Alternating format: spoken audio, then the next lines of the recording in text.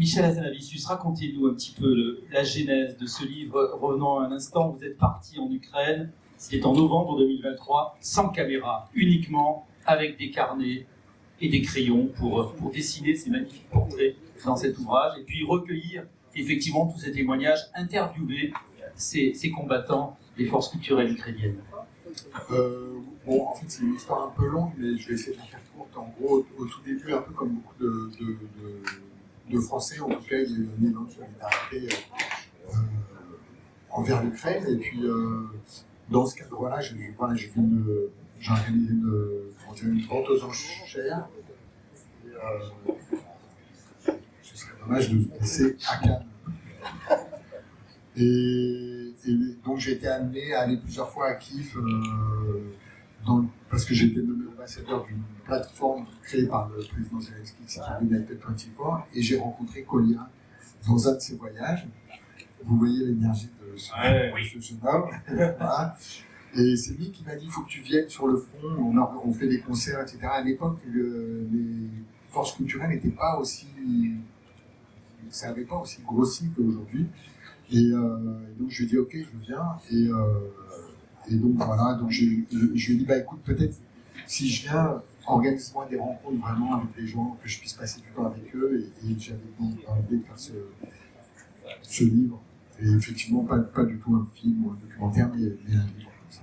Et justement, le fait d'être venu sans caméra, avec ce troisième œil, entre guillemets, ça a peut-être permis davantage d'intimité, de confession dans toutes ces rencontres. Oui, parce que comme je vous disais, ça se passait dans des endroits complètement, enfin, je dirais, pour moi, très incongrus, quoi. Et donc, quand vous êtes tout seul avec juste une interprète et effectivement un papier, un crayon, il y a une forme d'intimité qui se met vite en place, une proximité. Et moi qui ne suis pas intervieweur professionnel, et ben, ce tout petit dispositif très modeste m'a permis de les rencontrer, de raconter leurs histoires. Pouvez-vous nous raconter l'histoire de Kolia? Vous pouvez la raconter un petit peu dans cet ouvrage. Alors Kolia avant-guerre,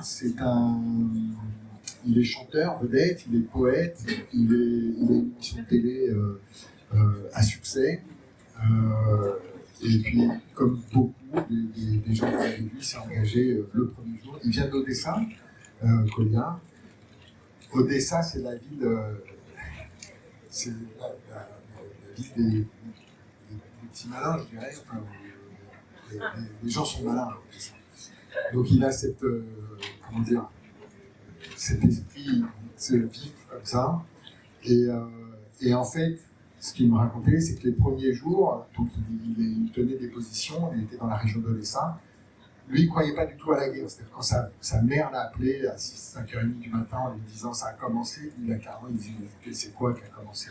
Donc, comme beaucoup de gens, il ne croyait pas à cette violence-là. Il ne pensait pas que ce serait possible.